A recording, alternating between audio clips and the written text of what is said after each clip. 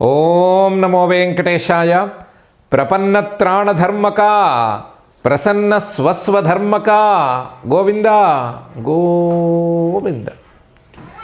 సంసారదావఘనవన్నికరాల పీడా సంతాపభావ మనసో మమ మోక్షణం హి సంకార్యమాశుతరమాత్మమహాసుయోగ సంసాధ్యమగ్నికణపానమియత్ కియద్వా అని ముంజాటవీ మధ్య సంజాత దావాగ్ని పుంజాతురాత్మీయ దుఃఖాతిభంజనుడైన శ్రీనివాస పరమాత్మని భక్తిగా మనసులో ప్రార్థించుకుంటూ శ్రీశుకుల వారు ఉపదేశం చేసిన శ్రీమద్భాగవత మహాగ్రంథం యొక్క అధ్యయన కార్యక్రమాన్ని మనం ప్రారంభించుకుందాము. యథాప్రకారం ప్రార్థనా శ్లోకాలను చదువుకుని మంగళాచరణం చేసుకుందాము. శ్రీ గణేశ ప్రార్థన.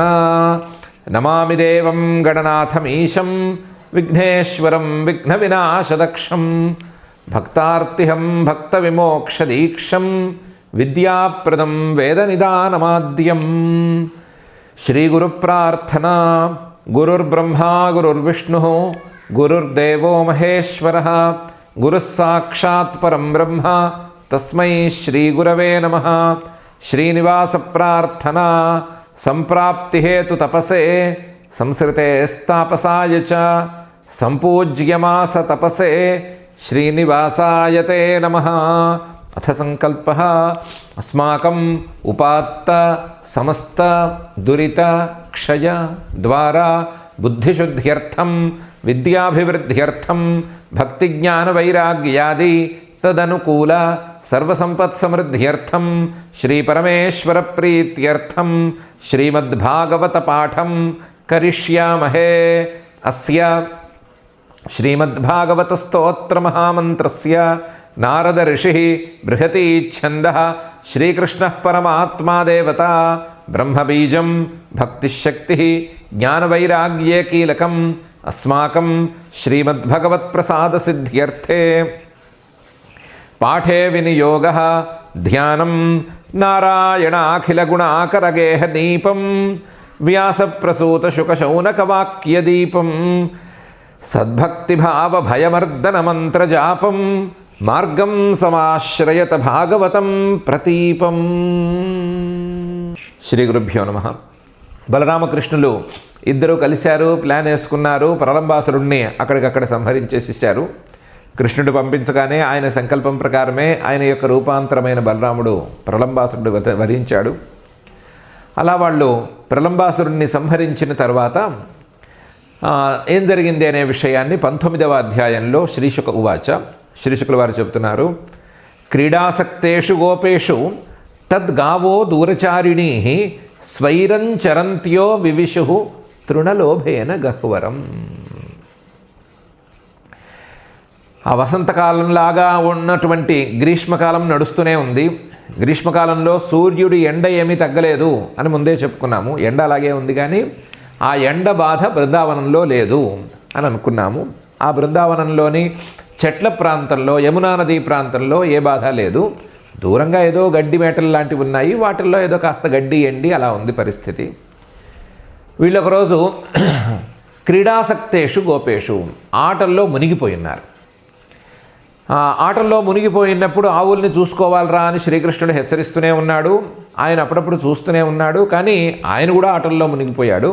మునిగిపోవడంతో ఆవులు కొద్దిగా దూరంగా జరిగినాయి. తద్గావో దూరచారిణి, దూరంగా జరిగినాయి. ఎందుకు జరిగినాయి? ఆవులకి ఓ స్వభావం ఉంది. దూరంగా ఏదో మేత కనిపిస్తుంది, ఆ మేత ఏదో బాగుంది, అది తినాలి అని అనిపిస్తుంది, దాంతో అక్కడికి వెళ్ళిపోతాయి. అక్కడి నుంచి దూరంగా చూస్తాయి, దూరంగా చూస్తే అక్కడ ఏదో మేత బాగుంది అనిపిస్తుంది, అక్కడి నుంచి అటు వెళ్తాయి. అంతే తప్ప ఒకే చోట కూర్చుని చక్కగా ఇక్కడ పూర్తిగా మనం తినేసి తర్వాత అక్కడికి వెళదామని అనుకోవు. అవి తిరగటాన్ని ఎక్కువ ఇష్టపడే జంతువులన్నీ అలాగే ఉంటాయంటారు. తద్గావో దూరచారిణి, ఆవులు మేత ఏదో దూరంగా ఉంది అనుకుంటూ దూరం జరిగినాయి. వీళ్ళ ఆటల్లో మునిగిపోయి పట్టించుకోలేదు. స్వైరంచరంత్య, వాటికేం భయం లేదు కదా బృందావనంలోనూ. అందువల్ల ఇష్టం వచ్చినట్టు తిరుగుతూ తృణలోభైన, దూరంగా ఏదో మేత ఉంది అని అనుకుని గహ్వరం వివిషు, అక్కడేదో పెద్ద గడ్డి మేట లాంటిది ఉంటే, అడవి లాంటి గడ్డి దుబ్బలు లాంటివి ఉంటే అందులోకి ప్రవేశించాయి. క్రీడాసక్తేషు గోపేషు తద్గావో దూరచారిణీ స్వైరం చరంత్యో వివిషు తృణలోభేన గహ్వరం. అజా గావో మహిష్యశ్చ నిర్విశంత్యో వనాద్వనం ఇషీకాటవీం నిర్వివిషు క్రందంత్యో దావతర్షితా. వీటిల్లో వీళ్ళు గోవుల్ని మాత్రమే కాదు, మేకల్ని కూడా కాపాడేవారు, అలాగే గేదెల్ని కూడా పాలించేవాళ్ళు అని తెలుస్తోంది. ఇక్కడే ఉంది దాని తాలూకు ఉల్లేఖం. అజాహ గావహ మహిష్యశ్చ, గోవులున్నాయి, మేకలున్నాయి, అలాగే మహిష్య గేదెలు కూడా ఉన్నాయి. కొన్నిసార్లు మేకపాలు ఔషధాలకి వాటికి కావాల్సి వస్తుంది, గేదె పాలు కొన్నిటికి కావాల్సి వస్తుంది, గోక్షీరం అనేది అందరికీ కావాల్సింది. కాబట్టి మూడింటిని కొద్దిపాటి సంఖ్యలోనైనా మేకల్ని, కొద్దిపాటి సంఖ్యలో గేదెల్ని, ఆవుల్ని ప్రధానంగా వీళ్ళు కాచేవారు అని తెలుస్తోంది. ఆ మూడు కూడా నిర్విశంత్యో వనాద్వనం, ఇక్కడి నుంచి అక్కడికి, అక్కడి నుంచి అక్కడికి అలా పరిగెడుతూ ఉన్నాయి. ఆవుల మంద దూరంగా ఏదో మేత ఉంది అనుకుని అక్కడికి వెళితే వాటి వెంట వచ్చేటువంటి గేదెలున్నాయి, వాటి వెంట వచ్చేటువంటి మేకలున్నాయి, అలా అన్నీ వనాద్వనం నిర్విశంత్య వెళుతున్నాయి. అలా వెళుతున్నవి ఇషీకాటవీం నిర్వివిషు, అక్కడ గడ్డి దుబ్బలు ఉంటే ఆ గడ్డి దుబ్బల్లోకి వెళ్ళిపోయినాయి. అక్కడికి వెళ్ళేసరికి వీటికి చాలా ఎక్కువగా దాహం వేసింది. దావ తర్షితా క్రందంత్య, ఎక్కువ దాహం వేసేసి ఆ దాహంతో గట్టిగా అలమటించడం మొదలుపెట్టినాయి, అరవటం మొదలుపెట్టినాయి. అజాగావో మహిష్యశ్చ నిర్విశంత్యో వనాద్వనం ఇషీకాటవీం నిర్వివిషు క్రందంత్యో దావతర్షితా. ఈ లోపల అనుకోకుండా అక్కడికి కార్చిచ్చు కూడా వ్యాపించింది. కార్చిచ్చు వస్తూనే ఉంది కానీ బృందావనాన్ని చేరలేకపోయింది. ఎందుకంటే బృందావనం అంతా కూడా పచ్చగా ఉంది అని అనుకున్నాం కదా. కానీ ఇది గడ్డి దుబ్బాయే, గడ్డి దుబ్బ వేసవి కాలంలో సహజంగానే ఎండిపోతుందాయే, ఎండిపోయి ఒక నిప్పు రవ్వ పడ్డా సరే వెంటనే భగభగ మండుతుందాయే. అలా మండింది. ఆ కార్చిచ్చు కూడా వ్యాపించేసరికి అవి ఇంకా భయపడిపోయినాయి. తే పశ్యంతః పశూన్ గోపాః కృష్ణ రామాదయస్తదా జాతాను తాపాః న విదుః విచిన్వంతో గవాంగతిం. ఒకసారి వాటి అరుపులేవో కాస్త లీలగా వినిపించినాయి. అయితే పశువులు కనిపించలేదు. కనిపించకపోవడంతో ఒకసారి కృష్ణుడు, బలరాముడు వీళ్ళందరూ చూశారు. చూస్తే పశువులు లేవు, అరుపులేవో లీలగా వినిపిస్తున్నాయి. తే పశ్యంతః పశూన్ గోపాః, వాళ్ళ ప్రధానమైన పనే ఆవుల్ని కాచటం. ఆవుల్ని కాచాలి అంటే ఆవులు కనిపించటం లేదు. కృష్ణరామాదయ, అందులో నాయకులు శ్రీకృష్ణుడు ఉన్నాడు, బలరాముడు ఉన్నాడు, వీళ్ళందరూ ఉన్నారు. వీళ్ళని నమ్మి చాలా విలువైన ఆవుల్ని పంపించారు. ఆ విలువైన ఆవులేమో కనిపించటం లేదు. దాంతో జాతానుతాపాహ, బాధపడ్డారు వాళ్ళు. అయ్యో ఆటల్లో పడిపోయి ఆవుల గురించి మర్చిపోయామే అని బాధపడ్డారు. కానీ నవిదుహు, ఆవులు ఎక్కడా వీళ్ళకి కనిపించలేదు. విచిన్వంతో గవాంగతిం, వెతికి చూశారు. వెతికి చూసినా ఆవులు కనిపించలేదు. తే పశ్యంతః పశూన్ గోపాః కృష్ణరామాదయస్తదా జాతానుతాపా నవిదుః విచిన్వంతో గవాంగతిం. తత్ఖురదచ్ఛిన్నైః గోష్పదైరంకితైర్గవాం మార్గమన్వగమన్ సర్వే నష్టాదీవ్యా విచేతసః. వాళ్ళకి ఆవులే ధనం, ఆవులే ప్రాణం, ఆవులే జీవనాధారం. అలాంటిది ఆవులు కనిపించకపోతే నష్టాజీవ్యా, మన జీవితం అంతా, మన జీవిక అంతా పోయింది అని బాధపడ్డారు. విచేతసః, అయ్యోయ్యో ఎటు వెళ్ళినాయి ఆవులు, ఇటుపోయినాయా అటుపోయినాయా అనేటువంటి సందేహంతో తలమునకలైపోయారు. నష్టాజీవ్యా విచేతసః. కొద్దిసేపటికి తేరుకుని, అలా కాదు మనం వెతకాలి, ఆవుల్ని వెతికిపుచ్చుకోవాలి అని అనుకుని త్రిడైః తత్ఖురదచ్ఛిన్నైః గోష్పదైః అంకితైర్గవాం మార్గమన్వగమన్ సర్వే. అందరూ కూడా బలుక్కుని ఆవులు ఎటుగా వెళ్ళుంటాయి అని ఒక ఆలోచనతో ముందుకు వెళ్ళారు. ఆవుల మార్గాన్ని కనిపెట్టారు. ఆవులు ఏం చేస్తాయి, వెళ్ళేటప్పుడు గడ్డిని తొక్కుకుంటూ వెళ్తాయి. గడ్డిని తొక్కకుండా వెళ్లకుండా కుదరదు కదా. కాబట్టి ఖుర, ఈ ఆవుల తాలూకు గిట్టల మచ్చలు ఎక్కడున్నాయి అని చూసుకుంటూ వెళ్ళారు. అందులో గడ్డి మీద ఆవుల తాలూకు పాదముద్రలు, గిట్టల ముద్రలు ఎలా పడ్డాయి అని చూసుకుంటూ వెళ్ళారు. ఇది కాక ఆవులకు ఒక స్వభావం ఉంది. వెళ్ళేటప్పుడు అక్కడ ఏమైనా గడ్డి ఉంటే అందులోంచి 2 పరకలో 3 పరకలో అలా పైన లాగి తినేసేయటం, తింటూ వెళ్ళటం అనే అలవాటు ఉంది. దచ్చిన్నై, వాటి దంతాలతో ఆ గడ్డి పరకల్ని నమలకుండా, గడ్డి పరకల్ని పీక్కుండా అవి ఉండలేవు. ఆవుల్లో మరొక విశేషం కూడా ఉంది.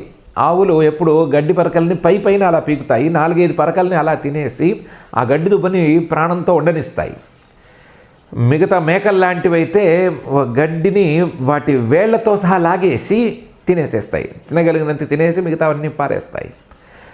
కాబట్టి ఆవులు కొరికిన చోట గడ్డి చక్కగా ఏపుగా పెరుగుతూ ఉంటుంది ఎప్పటికప్పుడు. 4 పరకలు పోతే 40 పరకలు వస్తాయి. కానీ మేకలవి ఎక్కువ తిరిగే చోట అసలు గడ్డి మూలాలే పోవటం వలన గడ్డి మళ్ళీ పెరగదు. ఆ విశేషం కూడా ఆవులకుంది. ఆ స్వభావాన్ని దృష్టిలో ఉంచుకుని పరకల్ని ఎక్కడైనా తిన్నట్టు, పరకల్ని నోటులతో పళ్ళతో లాగినట్టు గుర్తులున్నాయా అని వెతికారు. దచ్చిన్నై. కొన్ని చోట్ల గడ్డి లేని చోట వీటి గిట్టల అచ్చులు అలాగే పడ్డాయా లేవా అని చూశారు. గోష్పదై అంకితై, ఆ గిట్టల అచ్చులు పడినవి ఉన్నాయా లేవా అని చూసుకుంటూ అంకితైర్గవాం, ఆ మార్గాన్ని, ఆ ఆవుల తాలూకు మార్గం అన్వగమన్, అనుసరించుకుంటూ వెళ్ళారు, వెతుక్కుంటూ వెళ్ళారు. అందరూ వెళ్ళారు. ఎవరి ఆవుల మీద వాళ్ళకి బాధ్యత ఉంది కాబట్టి అందరూ వెళ్ళారు. ఎందుకంటే నష్టాజీవ్య, వాళ్ళకి జీవనాధారం అది. విచేతసహ, ఏమైనా ఆవులు పోయినాయంటే మళ్ళీ ఇంటికి తిరిగి వెళ్ళలేరు, ఒప్పుకోరు పెద్దలు. అలా ఎలా మారేశారు, మీ మీద బాధ్యత ఉంచి కదా విలువైన ఆవుల్ని మీకు ఇచ్చామని అడుగుతారు. అందుకని వాళ్ళందరూ కష్టపడి ఆవుల్ని వెతుక్కుంటూ వెళ్ళారు. తృణైస్తత్కురదచ్చిన్నై గోష్పదైరంకితైర్గవాం మార్గమన్వగమన్ సర్వే నష్టాజీవ్యా విచేతసః. ముంజాటవ్యాం భ్రష్టమార్గం క్రందమానం స్వగోధనం సంప్రాప్య త్రిషితా శ్రాంతాః తతస్తే సన్యవర్తయన్. చివరికి ఈ అచ్చులన్నీ కూడా మనం అనుకున్న గడ్డి దుబ్బల దగ్గరికి తీసుకెళ్ళినాయి. ముంజాటవ్యాం, అక్కడికి వెళ్ళేసరికి ఆవులు కనిపించాయి. ఆవులన్నీ దారి తప్పి అక్కడికి చేరినాయి. ఒకసారి గడ్డి దుబ్బల్లోకి చేరిన తర్వాత వాటికి కూడా దారి తెలియదు. ఎటు వెళ్ళినా గడ్డే కనిపిస్తుంది, ఏ దారిలో వెళితే బయటికి వాటికి తెలియదు. కాబట్టి భ్రష్ట మార్గం. క్రందమానం, అరుస్తున్నాయి ఆవులు. ఏరి మా పాలకులేరి, మమ్మల్ని దారి తప్పితే సరైన దారిలో నడిపించవలసిన వాళ్ళు ఏరి అని అరుస్తున్నాయి. క్రందమానం, దాహానికి అరుస్తున్నాయి. ఇది కాక దావాగ్ని తాలూకు సెగలు తగిలి అరుస్తున్నాయి. స్వగోధనం, ఇది ఎవరికి వారికి చెందినటువంటి గోధనం కదా. సంప్రాప్య, ఆ గోధనాన్ని వీళ్ళు దొరకపుచ్చుకున్నారు, వెతికితే దొరికింది, అమ్మయ్య అనుకున్నారు. కానీ ఈ వెతకటంలో వీళ్ళు శ్రాంతాహ, బాగా అలసిపోయారు. తృషితాహ, వీళ్ళు కూడా ఆవుల్లాగానే దాహానికి అలమటించసాగారు. అయినా సరే చేసేదేముంది, ఆ గడ్డి దుబ్బల్లో నీరు ఏమి దొరకదు కదా, నీరు కావాలంటే మళ్ళీ యమున దాకా వెళ్ళాలి. అందువల్ల ఆవుల్ని కూడా తీసుకెళ్తాము, ఆవులకు కూడా దాహంగా ఉంది, ఇక్కడ ఎలాగూ కార్చిచ్చు వ్యాపిస్తున్న ఛాయలు కనిపిస్తున్నాయి అని అనుకుని తతస్తే సన్యవర్తయన్, ఆవుల్ని పదండి అని అదిలించారు. మనం పదండి అని మాటల్లో అనుకున్నాము. ఏదో వాళ్ళు ఆవుల్ని అదిలించడానికి ఏవో శబ్దాలు చేస్తారు, హే హే హే అని, అలాంటి శబ్దాలు ఏవో చేసి వాటిని కూడా అదిలించి ఓ దారి పట్టించారు. ముంజాటవ్యాం భ్రష్ట మార్గం క్రందమానం స్వగోధనం సంప్రాప్య త్రిషితా శ్రాంతాః తతస్తే సన్యవర్తయన్. మిగతా వాళ్ళు ఆవుల్ని అదిలించారు, ఆవుల్ని మళ్ళీ దారి పట్టిద్దామని చూశారు. పాపం శ్రీకృష్ణుడికి మాత్రం ఆవులకి మనుషులకి పెద్దగా తేడా లేదు. ఆయన దృష్టిలో ప్రాణులన్నీ సమానమే కదా. ఆయన దృష్టిలో 2 కాళ్ళ శరీరం ఉంటేనేమి, 4 కాళ్ళ శరీరం ఉంటేనేమి, శరీరం ఉన్న ప్రతి జీవుడు సమానమే కదా పరమాత్మ దృష్టిలో. అందువల్ల ఆవులన్నిటికీ ఆయన పేర్లు పెట్టుకున్నాడు, చక్కగా పేర్లు పెట్టుకున్నాడు. పేర్లు పెట్టుకుని ఆ పేర్లతో పిలిచి, ఏ గంగా ఎక్కడున్నావు, ఓ యమున ఎక్కడున్నావు, ఓ సరస్వతి ఎక్కడున్నావు, ఓ స్వస్తివతి ఎక్కడున్నావు, ఓ కాలాక్షి ఎక్కడున్నావు అని ఒక్కొక్క ఆవుని పేరు పెట్టి పిలిచాడు. ఆయన పేరు పెట్టి పిలిస్తే తాహూత భగవత మేఘ గంభీరయాగిర స్వనామ్నాం నినదం శ్రుత్వ ప్రతినేదు ప్రహర్షితా. తా ఆహూతాహ, ఒక్కొక్క ఆవుని ఈయన పేరు పెట్టి పిలవను. ఆహూతాహ భగవత, భగవంతుడు ఆయన. ఆయన దృష్టిలో ఆవు, ఇంకోటి ఎలుక, మరొక పిల్లి, ఎలుక అన్నీ కూడా సమానమే కదా. అన్నిటికీ పేర్లున్నాయి, అన్నిటికీ జీవుల తాలూకు కర్మలను బట్టి ఆయన పేర్లు పెట్టుకుంటాడు కదా. ఆయన పెట్టుకున్న పేర్లు ఉన్నాయి. ఆ పేర్లతో మేఘగంభీరయా గిర, ఒక మేఘం గర్జించినట్లుగా గంభీరంగా ఆయన పిలుస్తుంటే ఏ ఆవు పేరు పిలిస్తే ఆ ఆవు మాత్రమే తిరిగి రంకె వేసింది. స్వనాంనాం నినదం శ్రుత్వ, గంగా అని పిలిస్తే యమున రంకె వేయలా, గంగా అని పిలిస్తే గంగే పలికింది, యమున అని పిలిస్తే యమునే పలికింది. నాంనాం నినదం శ్రుత్వ ప్రతినేదు, రంకె వేసినాయి, ఇక్కడే ఉన్నాము అని. క్లాసుల్లో చిన్నపిల్లల్ని పేర్లు పెట్టి పిలిస్తే ఎవరి పేరు పెట్టి పిలిస్తే వాళ్ళు ఎస్ సారనో ప్రెజెంట్ సారనో అంటారు కదా, మేము హాజరయ్యాము అని చెప్పడానికి. అలా ఈ ఆవులన్నీ కూడా స్కూల్ మాస్టర్ పిలిచినప్పుడు ఎస్ సార్ ప్రెజెంట్ సార్ అనే పిల్లల్లాగా చక్కగా పలికినాయి ఆయనకి. ప్రతినేదు ప్రహర్షిత, ప్రతి ఆవు సంతోషంతోనే పలికింది. ఎందుకంటే ఆ ఆవు ఆ పేరుకి ఆ శబ్దానికి అలవాటు పడిపోయింది, భగవంతుడు పిలిచే ఆ శబ్దానికి అలవాటు పడిపోయింది. అది విని అమ్మయ్య మా నాయకుడు వచ్చాడు, నన్ను కాచేవాడు వచ్చాడు, నేను మళ్ళీ మంచి దారిలోకి నడుస్తాను అనే ధైర్యంతో నడిచింది. తా ఆహూతా భగవతా మేఘగంభీరయా గిర స్వనాంనాం నినదం శ్రుత్వా ప్రతినేదు ప్రహర్షితా. ఇవన్నీ ఇలా సంతోషిస్తూ ఉండగానే తతస్సమంతాద్వనధూమకేతు యదృచ్ఛయా భూత్క్షయకృద్వనౌకసాం సమీదిత సారథినోల్బణోల్ముఖై విలేలిహాన స్థిరజంగమాన్ మహాన్. దూరంగా ఎక్కడో కార్చిచ్చు మొదలైంది అని అనుకున్నాము. ఆ కార్చిచ్చు తాలూకు సెగ వీళ్ళని తాకుతోంది, అందువల్లనే దాహం ఎక్కువైంది అని అనుకున్నాము. వాళ్ళు కూడా అనుకున్నారు. అనుకునే లోపలే ఆ కార్చిచ్చు కాస్త గడ్డి దుబ్బల్లోకి ప్రవేశించింది. తతస్సమంతాత్, గడ్డి దుబ్బల్లోకి ప్రవేశించిన వెంటనే చుట్టూ తొందరగా అంటుకుపోయింది. గడ్డి దుబ్బలైతే తొందరగా అంటుకుంటాయి కదా. సమంతాత్, మొత్తం అన్ని వైపుల నుంచి కార్చిచ్చు వ్యాపించేసేసింది. వనధూమకేతు, వనాగ్ని, వనంలో ఎప్పుడో ఎక్కడో చెట్లలో ఎండు కట్టెల మధ్య రాపిడి జరిగితే పుట్టినటువంటి అగ్ని కార్చిచ్చు ఈ గడ్డి దుబ్బలకు వచ్చేసింది. యదృచ్ఛయాభూత్, అక్కడికి రావడానికి కార్చిచ్చు ఇక్కడికే ఎందుకు వచ్చింది, అక్కడే ఎందుకు పుట్టింది, అలాగే ఎందుకు పుట్టింది, మీ స్టోరీకి తగ్గట్టుగా కార్చిచ్చు ఎలా పుడుతుంది అని అడగడానికి వీల్లేదు కదా. కార్చిచ్చు ఎక్కడైనా పుట్టచ్చు, ఎటైనా పెరగచ్చు, ఏ గడ్డి దుబ్బనైనా అంటుకోవచ్చు కదా. అలా యదృచ్ఛయ అంటుకుంది. కాకపోతే అభూత్ క్షయకృద్వనౌకసాం, ఒకసారి కార్చిచ్చు అనేది వస్తే అడవికి చాలా నష్టం, అడవిలో ఉండేటువంటి జంతువులకు కూడా చాలా నష్టం. వనానికి, వనంలో ఉండే పచ్చదనానికి, అలాగే ఆ వనంలో నివాసం ఉండే ఆ పచ్చదనాన్ని ఆశ్రయించుకుని ఉండేటువంటి చిన్న చిన్న జీవులకు కూడా చాలా కష్టం. కొన్నిసార్లు అవి తప్పించుకుని పోలేవు, కాలి బూడిదైపోవలసే ఉంటుంది. క్షయకృద్వనౌకసాం. అయితే ఈ లోపల ఏమైంది, ఈ గడ్డి దుబ్బల మీదకి ఈ కార్చిచ్చు వ్యాపించిన వెంటనే గాలి కూడా దానికి అనుకూలంగా వీచింది. గాలి అనుకూలంగా వీచిన వెంటనే సమీరిత సారథిన, అగ్నికి సారథి వాయువు కదా, ఆ వాయువు వీచంగానే ఆ భగ భగ భగ మండటం మొదలైంది. ఉల్బణోల్ముఖై, చాలా తీవ్రమైనటువంటి జ్వాలలు పైకి ఎగిసినాయి. ఉల్బణోల్ముఖై విలేలిహాన, అగ్ని నాలుకలు చాల్చింది అని చెప్పుకుంటాం కదా, రాసుకుంటాం కదా. అలా నాలుకలు చాచి మొత్తం అన్నిటినీ నాకేస్తున్నట్లుగా అగ్ని ప్రసరించింది. స్థిర జంగమాన్, అక్కడ స్థిరంగా ఉండే చెట్లని గడ్డి దుబ్బల్ని నాకేస్తోంది. అలాగే అక్కడ తిరిగాడేటువంటి చిన్న చిన్న ప్రాణుల్ని, వేగంగా పరిగెత్తలేని ప్రాణుల్ని కూడా నాకేస్తోంది. ఇది రాను రాను మహాన్ పెద్దదైపోయింది.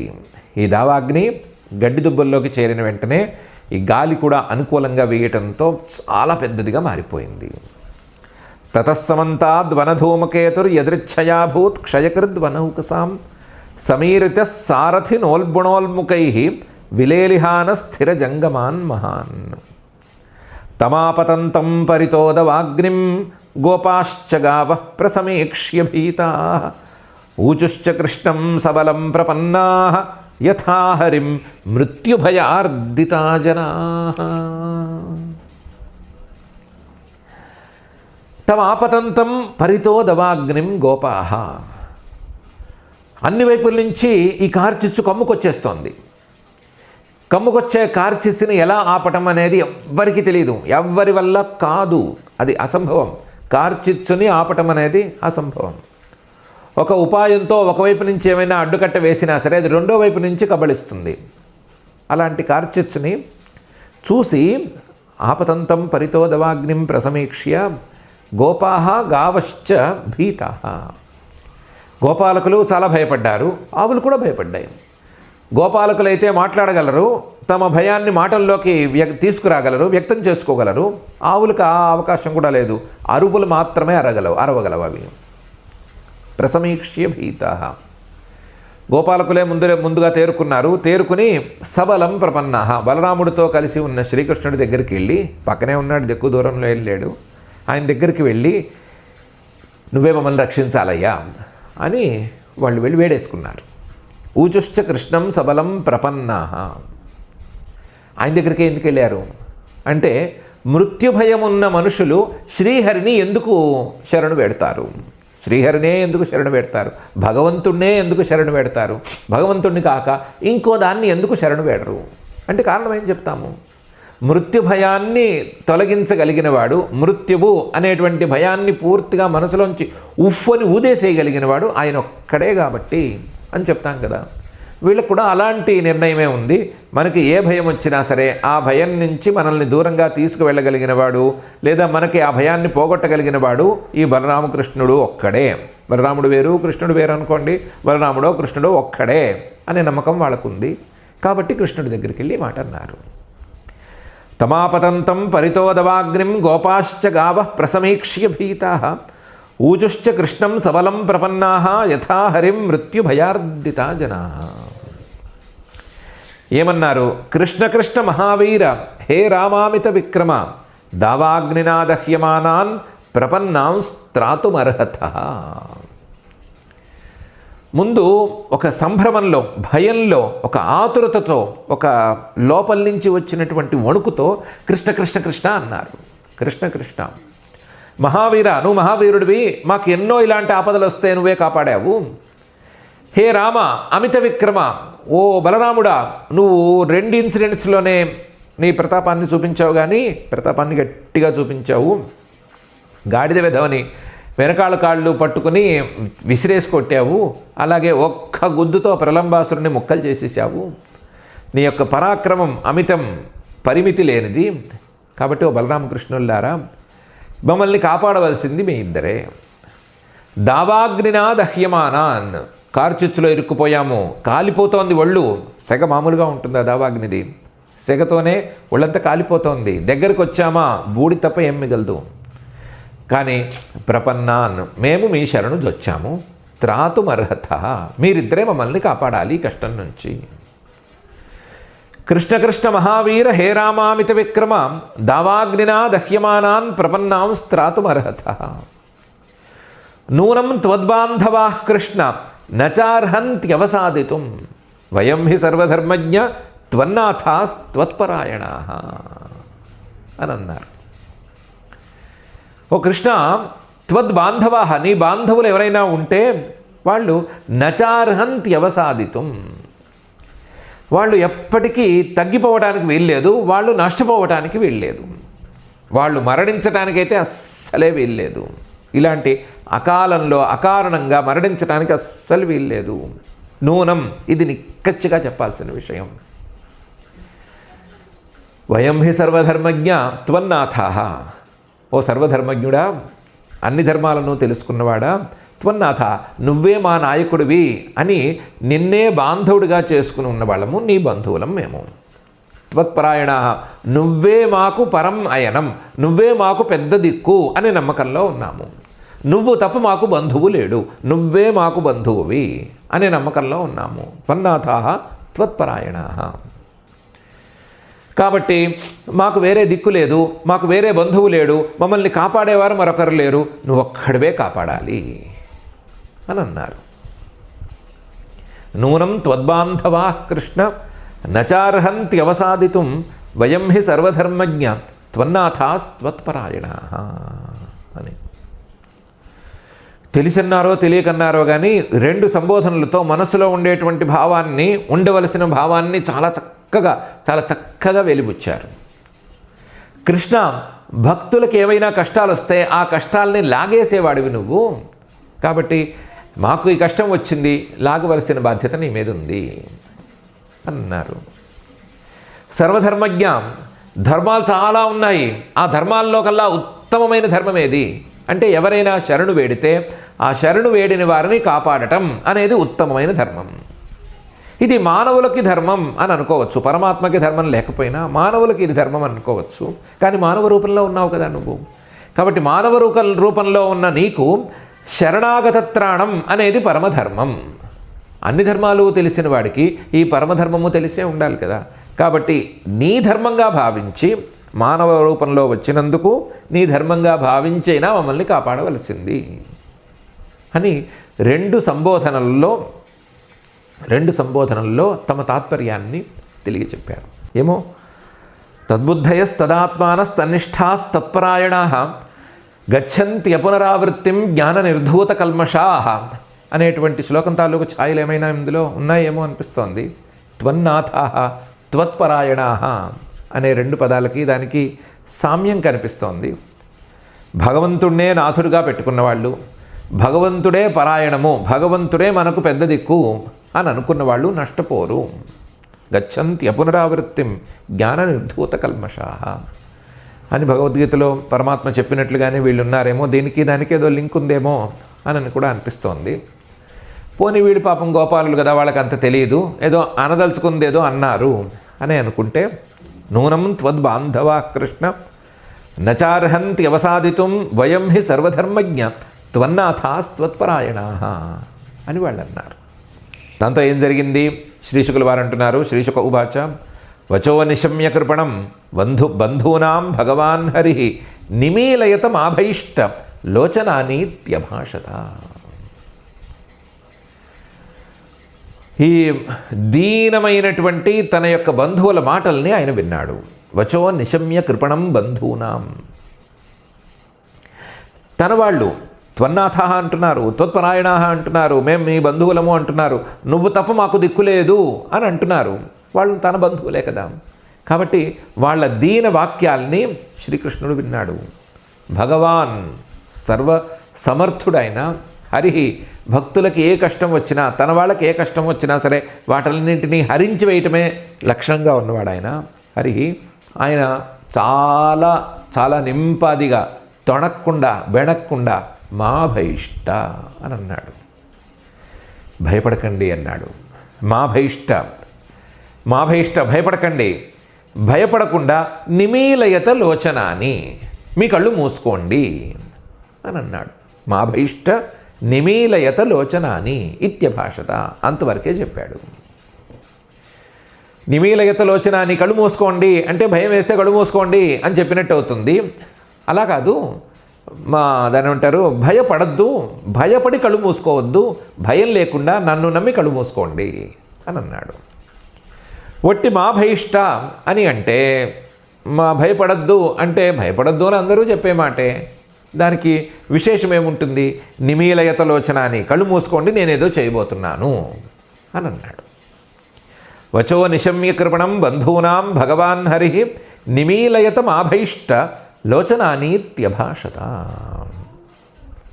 ఆయన ఏదో మనసులో ప్లాన్ పెట్టుకున్నాడు, ఆ ప్లాన్ ప్రకారమే చేద్దాం అనుకున్నాడు. అది వీళ్ళిద్దరూ చూడటం ఆయనకి ఇష్టం లేదు. ఆయన ఏదో ఈ దావాగ్ని నుంచి వీళ్ళని సంరక్షించడానికి 2 దారులు వెతుక్కున్నాడు. ఆ 2 దారులు ఒకదాని వెంట ఒకటి చేయాలి. అది వీళ్ళందరూ చూడటం ఆయనకి ఇష్టం లేదు. అందుకని మాభయిష్ట నిమీలయత లోచనాని ఇత్యభాషత. తథేతి మీలితాక్షేషు భగవాన్ అగ్నిముల్బణం పీత్వా ముఖేన తాన్ కృచ్ఛ్రాత్ యోగాధీశో వ్యమోచయత్. తథేతి మీలితాక్షేషు, ఉన్న గోపాలకులందరూ త్వన్నాథాస్తత్పరాయణ అన్నారు కదా, నిజాయితీగానే అన్నారు వాళ్ళు. ఏదో పై మాటలు కావు, ఏదో కష్టం వచ్చినప్పుడు భగవంతుని తలుచుకునేటువంటి మనలాంటి వాళ్ళ మాటలు కావు అవి. నువ్వేం చెప్తే అది వినటానికి సిద్ధమనే అన్నారు. ఆయన కళ్ళు మూసుకోండి అంటే కళ్ళు మూసేసుకున్నారు. తథేతి మీలితాక్షేషు. అప్పుడు భగవాన్ సర్వైశ్వర్య సంపన్నుడు స్వతంత్రుడు అయినటువంటి ఆ పరమాత్మ అగ్నిం ఉల్బణం ముఖేన పీత్వా, ఆ సెగలు కక్కుతున్న లేదా జ్వాలలు కక్కుతున్న పొగలు కక్కుతున్నటువంటి అగ్ని మొత్తాన్ని, కార్చిచ్చు మొత్తాన్ని తన ముఖంతో తాగేశాడు. ఏదో జ్యూస్ తాగినట్టు తాగేశాడు. అగ్ని ముల్బణం పీత్వా ముఖేన తాన్ కృచ్ఛ్రాత్ వ్యమోచయత్, వాళ్ళని ఆ కష్టం నుంచి బయటపడేశాడు. అగ్నిని తాగటం ఏమిటి అంటే, ఈ ప్రశ్నలన్నీ మిగతా వాళ్ళ మీద వెయ్యాలి. యోగాధీశ సహా, ఇలాంటి యోగాలు ఎన్నెన్నో ఉన్నాయి ఆయన దగ్గర. ఇలాంటి యోగ సిద్ధుల్ని ఎన్నెన్నిటినో సాధకులకి అందించేవాడాయన, సిద్ధులకి అందజేసేవాడాయన. కాబట్టి ఆయన అగ్నిని ఎలా తాగగలిగాడు, అగ్ని మొత్తం ఆయన కడుపులోకి ఎలా వెళ్ళిపోయింది, ఇలాంటి ప్రశ్నలు ఏం లేవు. ఏమైనా కావాలంటే మంచి యోగ సాధన చేసిన వాళ్ళు ఇప్పుడైతే సరిగ్గా లేరేమో, కానీ ముందు కాలంలో ఉండేవాళ్ళు గాజులు పగలగొట్టేసి ఆ గాజులు తినేసేసి గాజుల ద్వారా ఏ కష్టము లేకుండా గాజుల్ని విసర్జించేసేవాళ్ళు. ఇలాంటి వాళ్ళు చాలామంది ఉండేవాళ్ళు, ప్రదర్శనలు కూడా ఇచ్చేవాళ్ళు వాళ్ళు. అలాంటి వాళ్ళు ఏం చేస్తున్నారో చూసుకోండి. అలాంటి వాళ్ళకి ఆ యోగ సిద్ధిని ఇచ్చింది ఎవరు అనే సంగతి చూసుకోండి. ఆ యోగ సిద్ధి ఇచ్చింది పరమాత్మే. ఆ పరమాత్మ దగ్గర ఆ యోగ సిద్ధుల్ని మించిన సిద్ధులు, యోగాధీశుడి దగ్గర ఉండవలసినటువంటి సిద్ధులున్నాయి. ఆ సిద్ధుల్లో ఒక సిద్ధిని వాడి అగ్ని మొత్తాన్ని తాగేశాడు. తథేతి మీలితాక్షేషు భగవాన్ అగ్నిముల్బణం పీత్వా ముఖేన తాన్ కృచ్ఛ్రాత్ యోగాధీశో వ్యమోచయత్. ఇది ఆయన అనుకున్న దాంట్లో ఒక పని అయింది. రెండో పని, తతశ్చతే క్షీణ్యున్మీల్య పునర్భాండీరమాపితా నిశామ్య విస్మితా ఆసన్ ఆత్మానం గాశ్చ మోచితా. ఉన్నట్టుండి అందరూ కళ్ళు తెరవండి అన్నాడు. కళ్ళు తెరిచారు. కళ్ళు తెరిస్తే తతశ్చతే అక్షీణ్యున్మీల్య, కళ్ళు తెరిచి చూసేసరికి పునర్భాండీరమాపితా. భాండీరం అనే వటవృక్షం ఉందనుకున్నాం కదా, వటవృక్షం ప్రలంబాసురుడు దాటిపోయిన వటవృక్షం ఉంది కదా, ఆ ప్రలంబాసురుడు దాటిపోయిన వటవృక్షం దగ్గరే అందరూ ఉన్నారు. భాండీరమాపితా. నిశామ్య, ఒకరికొకరు చూసుకున్నారు ఎక్కడున్నాము అని. గడ్డి దుబ్బల్లో దావాగ్ని మధ్యలో ఉండవలసిన వాళ్ళము మర్రి చెట్టు నీడన చక్కగా చల్లగా ఉన్నాము.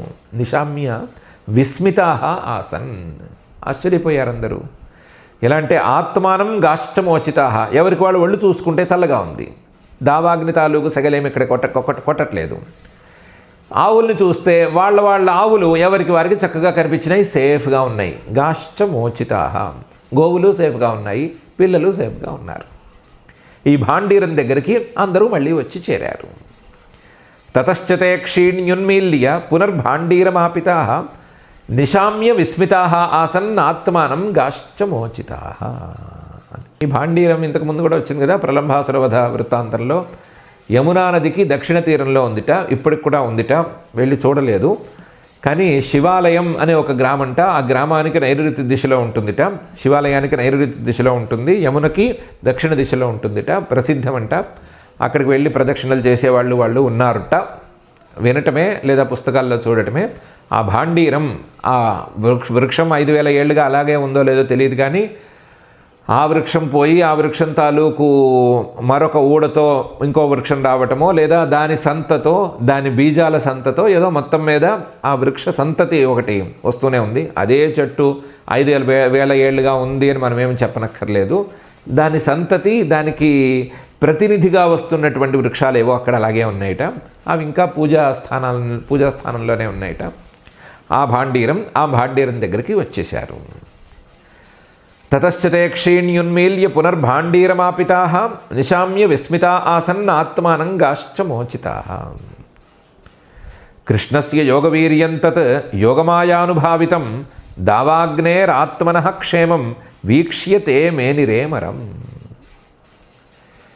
ఇంతవరకు కృష్ణుడు ఏదో అద్భుతాలు చేసి చూపించాడు, పరాక్రమాలను చూపించాడు, కానీ ఇంత అపూర్వమైన సామర్థ్యాన్ని చూపించింది లేదు. ఏంటి, మొత్తం కార్చిచ్చును మొత్తం తాగేసేయటం, కళ్ళు మూసుకుని కళ్ళు తెరిచే లోపల సేఫెస్ట్ ప్లేస్లోకి పిల్లల్ని ఆవుల్ని తెచ్చిపెట్టడం అనేది ఇంతవరకు ఇంత చేయలేదు. ఒకవేళ చేస్తే దావాగ్నిపానం ఒకసారి విడిగా చేశాడు, పిల్లల్ని సేఫ్గా తీసుకురావడం అనేది మరొకసారి చేశాడు. రెండూ కలిపి అయితే ఎప్పుడూ చేయలేదు. కాబట్టి అపూర్వమైన సామర్థ్యాన్ని ఆయన ప్రదర్శించేసేసరికి ఇదేదో యోగమాయానుభావితం, ఏదో మహామాయ లేదా యోగమాయ, యోగసిద్ధి ఇలాంటివేవో ఉన్నవాళ్ళే మాత్రమే చేయగలరు అని పిల్లలందరూ అనుకున్నారు. వాళ్ళు కథలు వినే ఉంటారు కదా, వాళ్ళకి పిల్లలకి ట్వింకిల్ ట్వింకిల్ లిటిల్ స్టార్ లాంటివి చెప్పరు కదా. వాళ్ళని కూర్చోబెట్టి రాత్రిపూట పగటిపూట మహర్షుల గురించి, యోగ సిద్ధుల గురించి, వాళ్ళ గురించి, వీళ్ళ గురించి మంచి మాటలే చెప్తారు కదా. రాత్రిపూట పెద్దవాళ్ళు, ముసలి వాళ్ళు కూర్చుని కథలు చెప్తారు కదా. వాళ్ళకి సెల్ ఫోన్లు అవి ఇవి ఇచ్చి పాడు చేసేసారు కదా.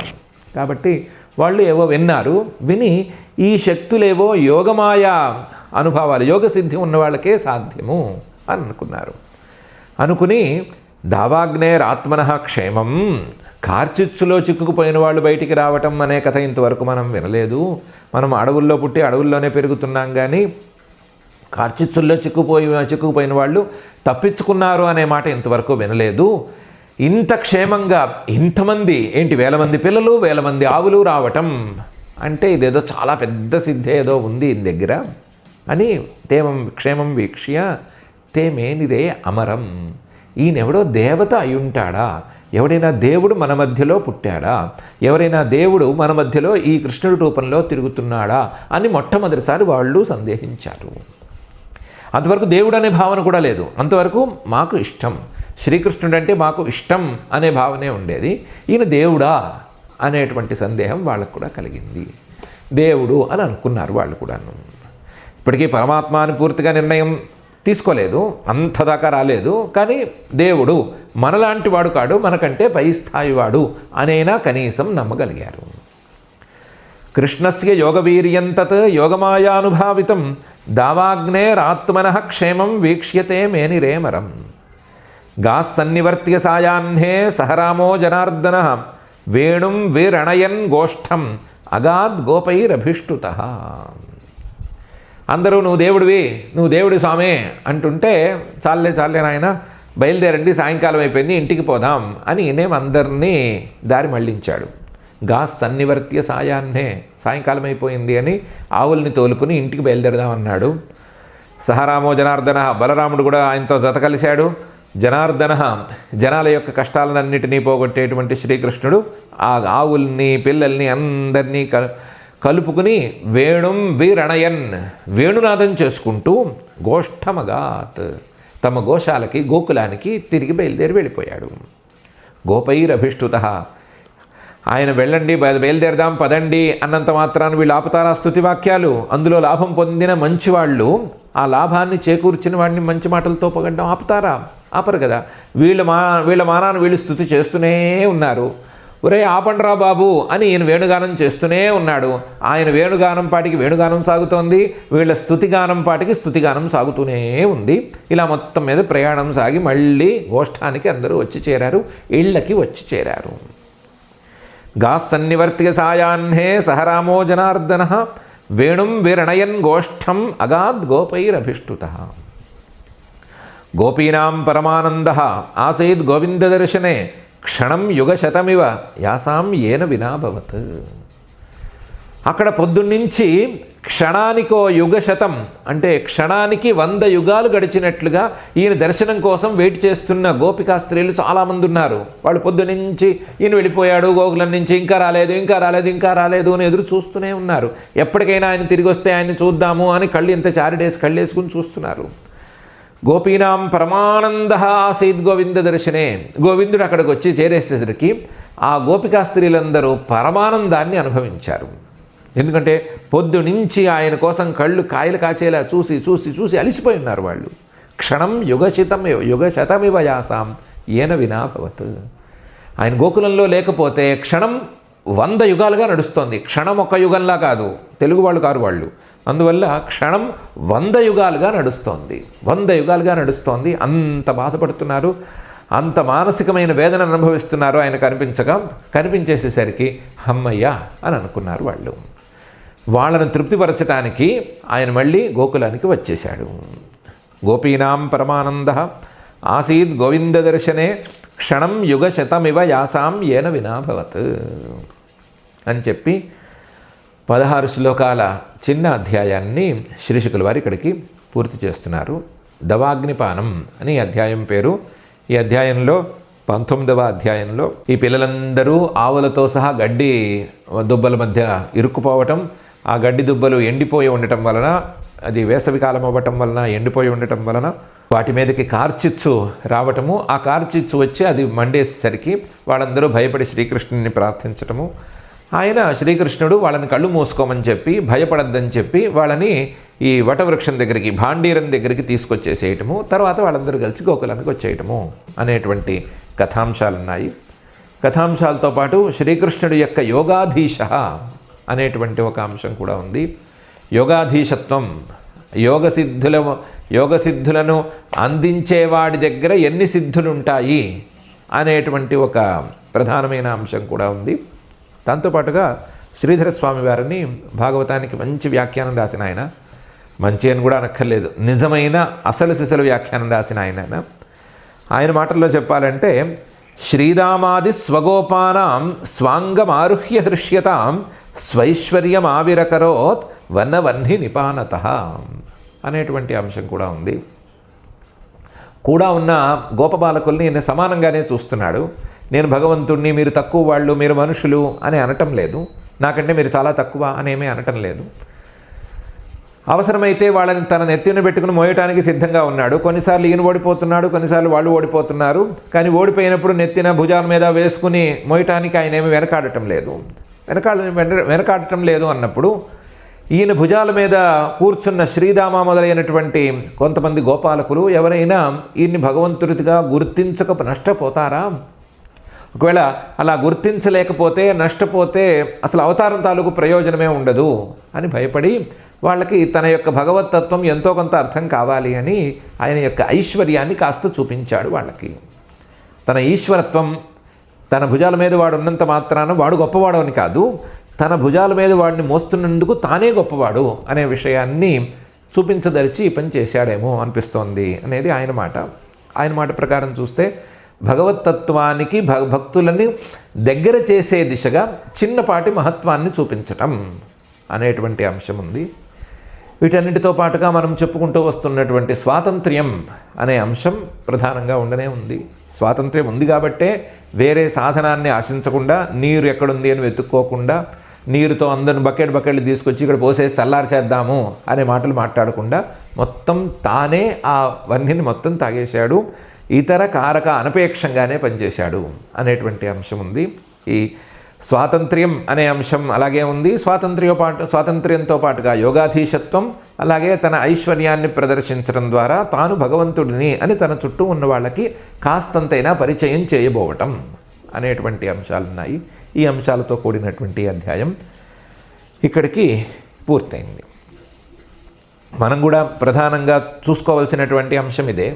ఏంటిది మరి, కార్చిత్సం తాగేశాడు అని చెప్పుకోవడం ఏంటి, కార్చిత్సం తాగటం ఏంటి, అదేం పద్ధతి, వేరే ఏమైనా చేసుకోవచ్చు కదా, పారిపోయారని చెప్పచ్చు కదా, కొంచెం ప్రాక్టికల్గా మనకి దగ్గరగా ఉండేటట్లుగా చెప్పచ్చు కదా అని ఆలోచించుకోనక్కర్లేదు. మనకు దగ్గరగా కథ చెప్పడానికి, మనకు దగ్గరగా ఉండేటట్లుగా కథ చెప్పడానికి కథ రాలేదు, భగవంతుణ్ణి దగ్గర చేయటానికి వచ్చినటువంటి కథ. కాబట్టి ఇలా ఉంటేనే బాగుంటుంది. ఇప్పుడు ఎలా ఉందో అలా ఉంటేనే బాగుంటుంది.